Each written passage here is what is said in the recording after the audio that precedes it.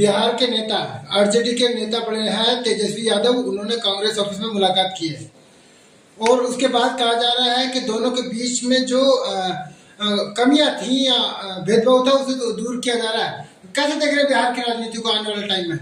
Journalist महोदय, ये सब ख्याली फुलाव और चट्टे बट्टे बातें हो रही है। महागठबंधन की ये बात कर रहे हैं कांग्रेस और तेजस्वी। तो जो कांग्रेस कहा कि 100 सीट मुझे चाहिए तो दे देना तेजस्वी जी। तेजस्वी जी ने कहा 30 सीट से ज्यादा मैं नहीं दूंगा। यही पेच है, यही वहां पेच है। और दूसरी बात यह है कि बिहार के अंदर जब 70 साल में कांग्रेस कुछ नहीं किया तो अब क्या कर लेंगे? सपना देख रहे हैं राहुल जी प्रधानमंत्री का। बिहार में विकास के लिए, बिहार में तेजस्वी के साथ मिल करके वहां जो गुंडा राज था, वहां जो बदलाव होना था, विकास होना था, क्या कुछ किया? नौकरी दे देंगे, दिया कहां? आपने जनगणना की बात की, नीतीश के साथ सरकार रही, लेकिन जनगणना भी कंप्लीट कहां हुआ? वो भी आधा अधूरा कहा, थोड़ा बहुत हो गया। तो आप अगर जनगणना भी अगर कर दिया तो आप उसकी भागीदारी और हिस्सेदारी दे दो।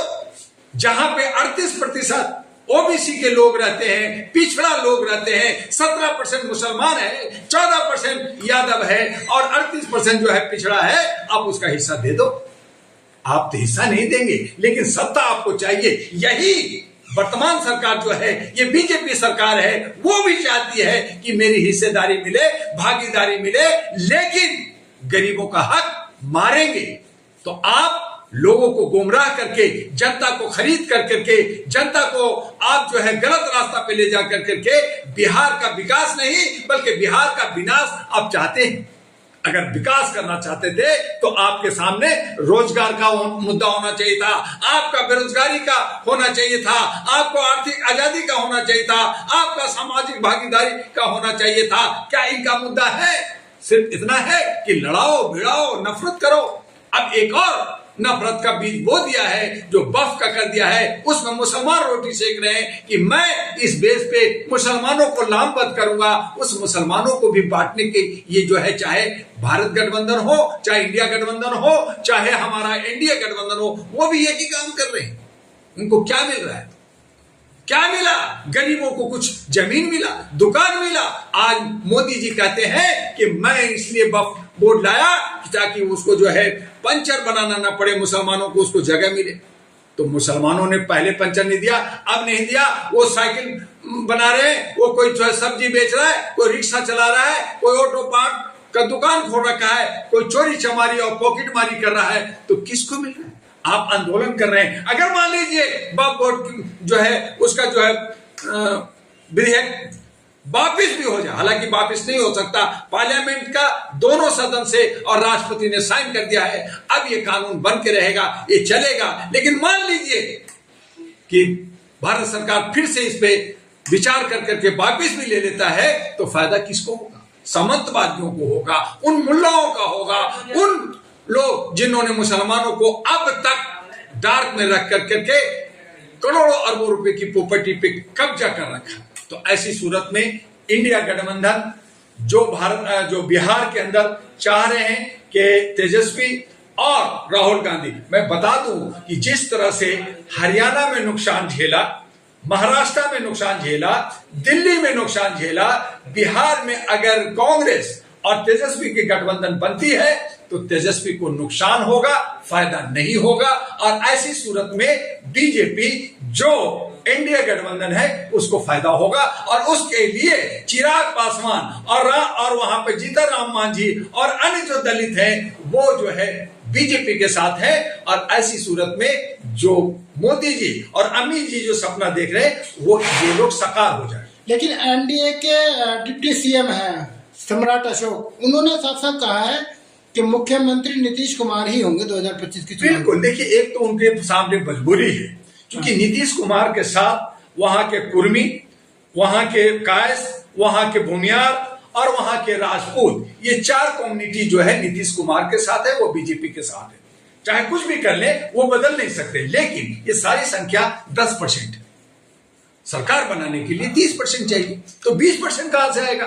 तो एक तो 17% मुसलमानों को तोड़ना है, वक्फ के नाम पे, जैसे उत्तर प्रदेश में 3 तलाक के नाम पे तोड़ा गया और वोट लिया गया महिलाओं का, तो वहां पे भी मुसलमानों को तोड़ा गया। आज जो मुसलमान खाली मुसलमान कहलाता, अब वो मुसलमान नहीं रहा, अब शिया हो गया, सुन्नी हो गया, बरेलवी हो गया, अहमदिया हो गया, और पाशमानदा हो गया। और पाशमानदा की संख्या 95% है, जिसको कह रहे हैं ये गरीब है, अति पिछड़ा है, कहां जाओगे, तुम्हें हक मैं दिलाऊंगा। तो इस तरह से बीजेपी यानी एनडीए उसमें सेंध मार के अगर 17 में 7% भी ले लिया और 38% जो पिछड़ा है उसमें से आ गया, तो इस तरह से उनका वोट बैंक बन जाता है और एनडीए की सरकार बनता हुआ दिख रहा है। ये सब गेम खेल रहे हैं और ये गेम में जनता को समझना होगा। जनता ऊंट करवट किस तरह से बैठती है, जनता कितना समझदार बिहार की होती है, ये आने वाला वक्त बताएगा। बिहार के अंदर एक बदलाव चाहिए, बिहार के अंदर एक नया आवाज चाहिए और उसके लिए अहरा नेशनल पार्टी एनपी इन्वेलेप लेके जा रहा है और एक जो है पूरा सोच समझ करके एक आंदोलन करने जा रहा है और वो प्रोजेक्ट बिहार के विकास के लिए, नौजवानों को रोजगार के लिए होगा और वहां एक बदलाव का बिहार आएगा। लेकिन अगर बिहार के लोगों में शुद्धि नहीं आया, वो बिक गया, अगर शराब में, 500 में और इनके बहकावे में, तो बिहार का बेड़ा गर्क हो जाए। लेकिन अब सवाल यह है कि वक्फ बिल के खिलाफ देश भर में प्रदर्शन हो रहे हैं, बिहार में बड़ी तादाद में हो रहे हैं। अब सवाल यह है कि जो चुनाव आने वाले हैं, इस वक्फ बिल का किसे नुकसान होगा, किस पार्टी को और किसको फायदा होगा? ये जो मुर्शिदाबाद में भी, बंगाल में 3 लोग मर गए आंदोलन में, कुचल के मर गए, कई लोगों की गाड़ियां, घरों में आग लगा दी गई। बिहार में भी आंदोलन है, हैदराबाद में भी आंदोलन है, दिल्ली में भी आंदोलन होना है। आज आपने नहीं सुना लखनऊ में भी भगदड़ मची। तो ये सब क्या बड़े नेता जो मुसलमान के हैं, जो मुल्ला हैं, वो मरे, उनके बच्चे मर रहे हैं, गरीब के बच्चे मर रहे हैं, जिनको आपने वक्फ, जो भगवान अल्लाह के नाम पे जो आपको जो दौलत मिली थी, जो यतीमों का था, गरीबों का था और बेवाओं का था, उस पे आप शासन कर रहे हो और उस पे आप आंदोलन कर रहे हो। इस हालत में मैं बीजेपी का हमेशा विरोध किया है, लेकिन ऐसी सूरत में जब गरीबों का हक की बात हो रही है, अधिकार की बात हो रही है, तो आप इसमें रोटी ना सेके, इसमें मजहबी सियासत ना करें। मजहबी सियासत ये खून खराबा करा रहा है, ये गृह युद्ध कराएगा और आपस में लोग मरेंगे। मेरा सवाल बिहार के पर्पज से है कि वक्फ बिल का बिहार में क्या असर होगा? क्या नीतीश कुमार को नुकसान होगा इससे? नीतीश कुमार पे प्रेशर बनाया गया और ये जो आप आंदोलन देख रहे हैं सड़कों पे, ये बीजेपी के द्वारा ही किए जा रहे हैं, ये भी समझ लीजिए। बिहार में क्या आज तक किसी ने आपको नहीं बताया होगा, मैं बता रहा हूं। ये सब सरकार का जो है सोची समझी साजिश है कि एक तरफ उसका हक भी मारो और दूसरी तरफ इनको लड़ाओ, नफरत करो, ताकि वोट का दुर्विकरण हो सके। तो नीतीश कुमार को कमजोर इसलिए करना है, जिस तरह से शिंदे को महाराष्ट्र में कमजोर कर करके साइड में कर दिया गया। आज नीतीश कुमार को जो है कि इधर ना जाए उधर ना जाए, उनको पेच लगा दिया गया है, गले में जो है फांस और हड्डी चुबा दिया गया है और कहा गया है ज्यादा मत बोलो, और अगर बोलना ही चाहते हो तो ठीक है, मैं तुम्हें सेंट्रल में जो है डिप्टी प्राइम मिनिस्टर बना देंगे। तो ये सब जो आ रहा है बातें, वो इसलिए आ रहा है कि, और दूसरी तरफ तेजस्वी को कहा गया है कि तेजस्वी ने डिक्लेयर कर दिया कि मैं मुख्यमंत्री बनूंगा। अब ये देखना है कि कांग्रेस का जो मीटिंग हुई है उसमें राहुल जी ने क्या कुछ किया है, कि कांग्रेस का मुख्यमंत्री बनेगा या तेजस्वी बनेगा या तेजस्वी का बड़ा भाई बनेगा। यहाँ पे सब पेच है और उस पेच में फायदा किसको होगा? अंततोगत्वा एनडीए सरकार को। लेकिन बिहार को तो 2 युवाओं का साथ मिलेगा ना। किसका?